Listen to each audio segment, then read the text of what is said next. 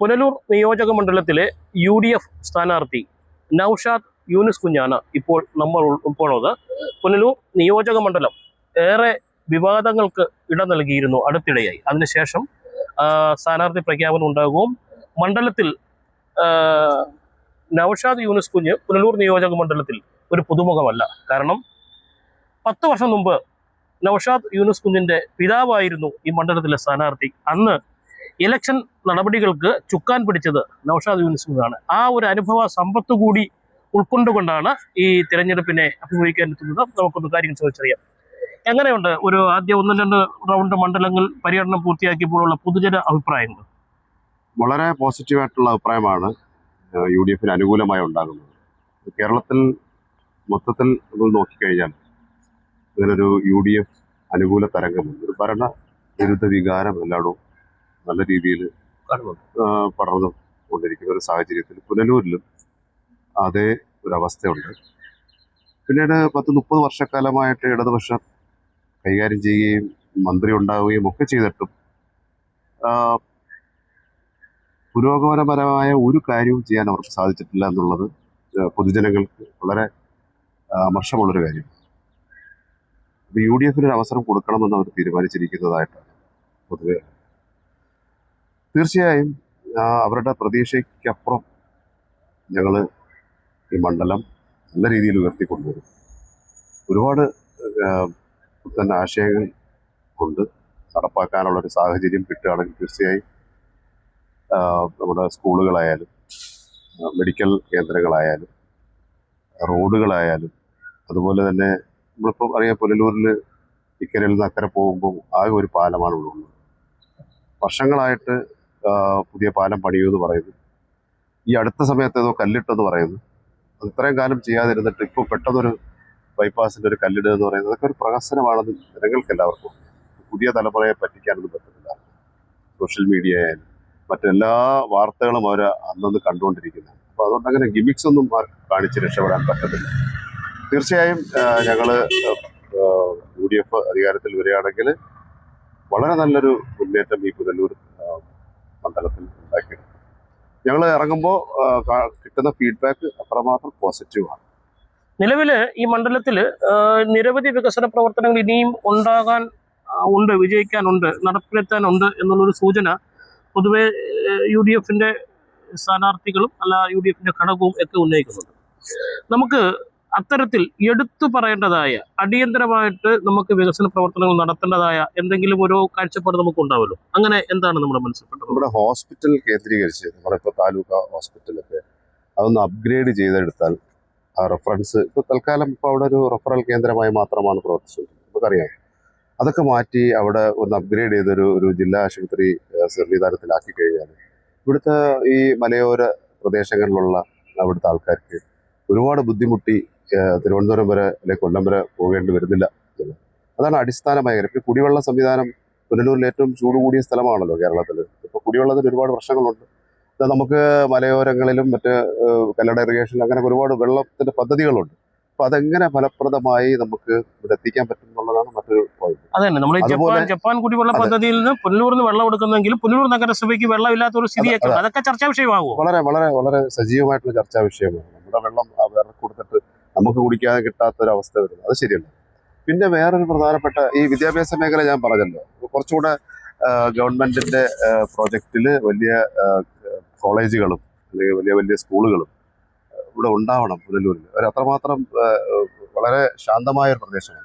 അല്ല, അത്തരത്തിലൊരു കാഴ്ചപ്പാട് ഉണ്ടാകാൻ സാധ്യതയുള്ളതെന്ന് വെച്ചാൽ കാരണം താങ്കൾ ഒരു വിദ്യാഭ്യാസ മേഖലയുമായി നിൽക്കുന്ന ആളായതുകൊണ്ട് ഒരു വലിയ കാഴ്ചപ്പാടുണ്ടാവും. അത്തരത്തിലൊരു ഉന്നത വിദ്യാഭ്യാസ സ്ഥാപനം പുനലൂർ വരേണ്ട ആവശ്യമില്ല. തീർച്ചയായിട്ടും വരണം. കാര്യം എല്ലായിടവും ഉന്നത വിദ്യാഭ്യാസം കേരളത്തിൽ എവിടെയൊക്കെ ജനസാന്ദ്രതയുള്ള സ്ഥലങ്ങൾ അവിടെല്ലാം ഉന്നത വിദ്യാഭ്യാസ സ്ഥാപനങ്ങൾ വരണം. അല്ലെങ്കിൽ നമ്മുടെ യൂത്ത് എല്ലാം പുറം രാജ്യത്തേക്ക് പോകണം. നമ്മുടെ സമ്പത്താണ് പുറത്തേക്ക് പോകുന്നത് അല്ലേ. വീടും വിറ്റും സ്വത്തുക്കൾ വിറ്റും ഒക്കെയാണ് ഈ കുട്ടികളെ വിദേശത്ത് പഠിക്കാൻ വിടുന്നത് അല്ലെങ്കിൽ ലോൺ എടുത്ത് വിടുന്നത്. ഇപ്പോഴത്തെ സാഹചര്യത്തിൽ ഞാൻ പറഞ്ഞാൽ ആ വിദ്യാഭ്യാസം കഴിഞ്ഞാൽ അവിടെ ജോലി കിട്ടാത്ത ഒരു സാധ്യതയാണ് ഇപ്പം എല്ലാ രാജ്യങ്ങളിലും ഉള്ളത്. നമുക്ക് കാണാം. അപ്പോൾ തിരിച്ചു വരേണ്ടി വരും. ഇപ്പോൾ ഈ എടുത്ത കടം പിന്നെയും ബാക്കിയാണ്. ഒരുപാട് കുടുംബങ്ങൾ തകർന്നു പോകുന്നു. പിന്നെ പോയി അഥവാ ആരെങ്കിലും രക്ഷപ്പെട്ടിട്ടുണ്ടെങ്കിൽ ഇവിടെ അവരുടെ മാതാപിതാക്കൾ അനാഥമാവുകയാണ്. അപ്പോൾ കേരളം അങ്ങനെ ഒരു സംവിധാനത്തിന് എന്തുകൊണ്ടെന്ന് പറഞ്ഞാൽ നമ്മുടെ നാട്ടിൽ അതിനുള്ളൊരു ഫെസിലിറ്റീസ് കൊടുക്കാൻ അവർക്ക് പറ്റാത്തതുകൊണ്ട് അത് അശ്രദ്ധയാണ്, കെയർലെസ് ആണ്, അത് നിരുത്തരപരമായിട്ടുള്ള കാര്യമാണ്. പിന്നെ ഏറ്റവും പ്രധാനമായിട്ടും എനിക്ക് പറയാനുള്ളത് ടൂറിസം മേഖല വളരെ ഫാസ്റ്റായിട്ട് ഗ്രോ ചെയ്യുകയാണ് ലോകം മുഴുവനും. ഓക്കെ, അപ്പോൾ ഇപ്പോൾ പല രാജ്യങ്ങളിലും യുദ്ധഭീഷണിയും മറ്റും പ്രകൃതി ദുരന്തങ്ങളും ഒക്കെ ഉണ്ടാകുന്ന സ്ഥലങ്ങളിലേക്ക് ആൾക്കാർ പോകാൻ മടിക്കുകയാണ്. നേരെ മറിച്ച് കേരളത്തിൽ ഒരുപാട് സാധ്യതകളുണ്ട്, പക്ഷെ അത് എക്സ്പ്ലോയിറ്റ് ചെയ്യുന്നില്ല എന്ന് ഒരു കാഴ്ചപ്പാട് എനിക്കുണ്ട്. പുനലൂരിൽ പ്രത്യേകിച്ച് ഇത്രയും പ്രകൃതി ഭംഗിയുള്ള ഒരു നാട്ടിൽ ഒരു ഇന്റർനാഷണൽ ടൂറിസ്റ്റ്, ഞാൻ ഈ സ്റ്റേറ്റ് ടൂറിസം അല്ല പറയുന്നത്, ഒരു ഇന്റർനാഷണൽ ടൂറിസം, ഒരു വിദേശ രാജ്യത്തിരിക്കുന്ന ഒരു ഫോറിനർ കേരളം എന്ന് നോക്കുമ്പോൾ പുനലൂർ ആദ്യം വരുന്നൊരു കാഴ്ചപ്പാട് നമുക്ക് ഉണ്ടാക്കിയെടുക്കാൻ ഈസിയാണ്. അല്ല, അങ്ങനെ എടുത്ത് പറയേണ്ടതുണ്ട്. കാരണം ഏഷ്യയിലെ ആദ്യത്തെ എക്കോ ടൂറിസം പദ്ധതി നടപ്പിലായത് പുനലൂർ നിയോജക മണ്ഡലത്തിൽ. അതെ, പക്ഷേ അതൊന്നും പ്രയോജനം ചെയ്യാതായി. അതെ, അത് മാർക്കറ്റ് ചെയ്യാനോ അത് ഫോളോ അപ്പ് ചെയ്യാനോ അതിനൊക്കെ കുറച്ച് ഒരു ടീം വർക്ക് വേണം. അല്ലാതെ ഒരാൾ ഒരു പദ്ധതി പറയാൻ മറ്റൊരാൾ എതിർക്കുന്നതല്ല. ഇവിടെ തന്നെ ഫാം ടൂറിസം ഏറ്റവും പ്രയോജനപ്പെടാൻ പോകുന്ന അതാണ്. നമുക്കിവിടെ ഒരുപാട് കൃഷിയിടങ്ങളുണ്ട്, RPL അല്ലെങ്കിൽ മറ്റേത്. അപ്പോൾ അവിടെയൊക്കെ ഈ നമ്മുടെ നാട്ടിലെ തന്നെ ആൾക്കാർ വന്ന് കാണുകയാണെങ്കിൽ എത്ര മനോഹരമാണ് അവർ പ്രദേശങ്ങൾ. അത് വളരെ നല്ല രീതിയിലൊരു ടൂറിസ്റ്റ് രീതിയിൽ അതൊക്കെ ഡെവലപ്പ് ചെയ്ത് എടുക്കുകയാണെങ്കിൽ തീർച്ചയായും ജനം പുനലൂരിലേക്ക് ഒഴുകുമെന്നുള്ളത് യാതൊരു സംശയവും. പിന്നെ ഈ ശബരിമല ഏറ്റവും നമ്മൾ ഹോളിയായിട്ട് കാണുന്ന സ്ഥലം, ഇത്രയും ഭക്തി നിറഞ്ഞൊരു സ്ഥലത്തേക്ക് ഈ ഇന്ത്യയിൽ നിന്ന് പല സ്ഥലത്തുനിന്നും ഒഴുകിയെത്തുന്ന ആൾക്കാർ കൂടുതലും ഈ പുനലൂർ ഭാഗത്തൂടെ അല്ലേ, നമുക്കറിയാം. പിന്നെ ശബരിമല അതെ, അങ്ങനെ ഒരു സമയത്ത് ഇതിൽ യാത്ര ചെയ്യാൻ വളരെ ബുദ്ധിമുട്ടാണ്. കാര്യം റോഡുകൾ വളരെ അശാസ്ത്രീയമാണ്. മാത്രമല്ല ഒരു ഹബ്ബ്, ഒരു ഇടത്താവളം ഉണ്ടാവേണ്ടത് ആവശ്യമല്ലേ. തീർച്ചയായും അതിനൊരു നല്ല സംവിധാനം നമ്മൾ ചെയ്തു കൊടുക്കണം. നമ്മളിപ്പോൾ വീട്ടിലൊരു അതിഥി വരികയാണെങ്കിൽ നമ്മൾ നല്ലതുപോലെ സ്വീകരിക്കത്തില്ലേ, അതുപോലെ തന്നെ നമ്മുടെ നാട്ടിലേക്ക് അന്യനാട്ടിൽ നിന്ന് ആൾക്കാർ വരുമ്പോൾ നമ്മൾ സ്വീകരിക്കേണ്ടതാണ്. അത് സ്വീകരിക്കേണ്ടത് എങ്ങനെയാണ്? അവർക്ക് നല്ല സൗകര്യങ്ങൾ ചെയ്യുക, നല്ല ടോയ്ലറ്റ് ഫെസിലിറ്റികൾ അറേഞ്ച് ചെയ്യുക, നല്ല ഭക്ഷണങ്ങൾ അറേഞ്ച് ചെയ്യുക, അവർക്ക് വണ്ടി പാർക്ക് ചെയ്യാനുള്ള സൗകര്യങ്ങൾ അറേഞ്ച് ചെയ്യുക. ഇപ്പോൾ ഇവിടെ ഒരുപാട് സ്ഥലങ്ങൾ, ഈ പ്രദേശങ്ങളിലൊക്കെ ഒരുപാട് സ്ഥലങ്ങൾ ഗവൺമെൻറ് പ്രോപ്പർട്ടീസ് വേസ്റ്റായി കിടക്കും. ആ സ്ഥലങ്ങൾ ഇതിനു വേണ്ടി യൂട്ടിലൈസ് ചെയ്യുക. തീർച്ചയായും അതൊരു ഭയങ്കര ഒരു സത്യസന്ധമായിട്ട് ചെയ്യേണ്ട ഒരു കാര്യം തന്നെയാണ്. ഇതുവരെയും അതിന് ഒരു സ്റ്റെപ്പ് പോലും എടുത്തിട്ടില്ല. എന്തായാലും വളരെ ദീർഘവീക്ഷണത്തോടെയാണ് നമ്മൾ ഈ മണ്ഡലത്തിലെ ഓരോ വികസന പ്രവർത്തനം നോക്കിക്കാണുന്നതിനെ കുറിച്ച്. ഇപ്പോൾ നമ്മൾ രാഷ്ട്രീയമായിട്ട് പറയുകയാണെങ്കിൽ പുനലൂർ നിയോജക മണ്ഡലത്തിൽ കോൺഗ്രസിന്റെ സ്ഥാനാർത്ഥി വേണം എന്ന് പറഞ്ഞിട്ട് അത് അവരുടെ രാഷ്ട്രീയമായ ചില നിലപാടുകളാണ്. അപ്പം വീണ്ടും മുസ്ലിം ലീഗിന് വന്നു. ഇപ്പോൾ ടീം UDF എങ്ങനെയാണ് പ്രവർത്തിക്കുന്നത്? ഇത് ശരിക്കും UDF എന്ന് പറഞ്ഞ സംവിധാനം അറിയാമല്ലോ. നമുക്ക് എല്ലാവരും ഒരുമിച്ച് ഒരു കാര്യം വീതിച്ചെടുക്കുന്ന ഒരു സംവിധാനമാണ്. എല്ലാ രാഷ്ട്രീയ പാർട്ടികളും ഒരുമിച്ച് നിൽക്കുക, എന്നിട്ട് അവരുള്ളതിൽ അത് വീതിക്കുക. അപ്പോൾ എത്ര സീറ്റുണ്ടോ അതങ്ങനെ വീതിക്കുന്ന രീതിയാണല്ലോ. അങ്ങനെ ചെയ്യുമ്പോൾ ഓരോ സ്ഥലത്തും ഓരോ പ്രാദേശികമായിട്ട് ആൾക്കാർ വരും. അപ്പോൾ മുസ്ലിം ലീഗിന് ഇരവിപുരം ആരും മത്സരിച്ചു കൊണ്ടിരുന്നത്. അപ്പോൾ ഒരു സാഹചര്യം വന്നപ്പോൾ അത് പുനലൂരിലേക്ക് മാറ്റി. അത് നമുക്ക് എല്ലാവർക്കും അറിയാവുന്നതാണ്. അപ്പോൾ അത് നമ്മുടെ കോട്ടയാണ്. ഞങ്ങളത് കോൺഗ്രസ്സിന് വിട്ടിട്ട് അടുത്ത സ്ഥലത്തേക്ക് പോകാൻ ഞങ്ങൾ വില്ലിങ്ങായി. കോൺഗ്രസ് അപ്പോൾ ഇവിടെ സ്വാഭാവികമായിട്ടും അവർക്കൊരു മത്സരിക്കാനുള്ളൊരു സാധ്യത ഉണ്ടെന്ന് തെളിഞ്ഞപ്പോൾ അതിൻ്റെതായ കാര്യങ്ങളിലേക്ക്, പക്ഷെ പെട്ടെന്ന് അതൊരു ചില സാഹചര്യങ്ങൾ കൊണ്ട് അങ്ങനെ മാറി മറിഞ്ഞു. വീണ്ടും അതൊക്കെ രാഷ്ട്രീയമാണ്. അത് നമ്മൾ പുനലൂരിലെ ജനങ്ങളെ ബാധിക്കുന്ന കാര്യമേ അല്ല, അതൊക്കെ രാഷ്ട്രീയമാണ്. അപ്പോൾ അത് സ്വാഭാവികമായും ആ ഒരു അജിറ്റേഷൻ കോൺഗ്രസിനകത്തുണ്ടാവും. സ്വാഭാവികമാണ് അത് അങ്ങനെയൊക്കെയുള്ള അജിറ്റേഷൻസ് ഉണ്ടാവുകയും പ്രതിഷേധം വരികയൊക്കെ ചെയ്യുന്നത് സ്വാഭാവികമാണ്. പക്ഷെ അതൊക്കെ മാറി ഇപ്പോൾ ടീം UDF വളരെ ശക്തമായ രീതിയിൽ ഇന്ന് ഞങ്ങളുടെ കൺവെൻഷനാണ് നടക്കുന്നത്. അത് കഴിഞ്ഞ് ബാക്കിയുള്ള കാര്യങ്ങളിലേക്കൊക്കെ ഇപ്പോൾ റോഡ് ഷോ കഴിഞ്ഞു.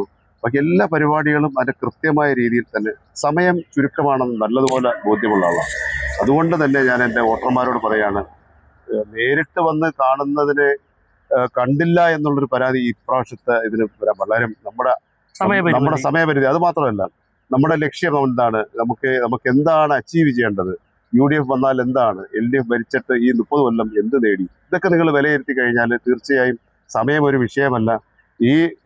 നിങ്ങളിപ്പോൾ എന്നെ കാണുന്നത് പോലെ തന്നെ പിന്നെ നമുക്ക് ഓരോ ഇനിയുള്ള മീറ്റിങ്ങുകളിലൊക്കെ നമുക്ക് നേരിട്ട് കാണാനുള്ള ശ്രമങ്ങളും ഉണ്ടാവും. തീർച്ചയായും ടീം UDF വളരെ വളരെ ശക്തമാണ്. അതിനൊരു കുറവും 1 ഇഞ്ച് പോലും 1% പോലും വ്യത്യാസമില്ല. അതാണ് ഏറ്റവും വലിയ സന്തോഷമുള്ള കാര്യം. വിദ്യാഭ്യാസ മേഖലയിലും ടൂറിസം മേഖലയിലും ആരോഗ്യ മേഖലയിലുമൊക്കെ വളരെയധികം കാഴ്ചപ്പാടും ദീർഘവീക്ഷണവുമാണ് നൗഷാദ് യൂനുസ് കുഞ്ഞ് വെച്ച് പുലർത്തുന്നത്. ഒരു വളരെ വിജയപ്രതീക്ഷയാണ് പുനലൂർ മണ്ഡലത്തിലുമുള്ളത്. അങ്ങനെ തന്നെ ആകട്ടെ എന്ന് ഞങ്ങളും ആശംസിക്കുകയാണ്.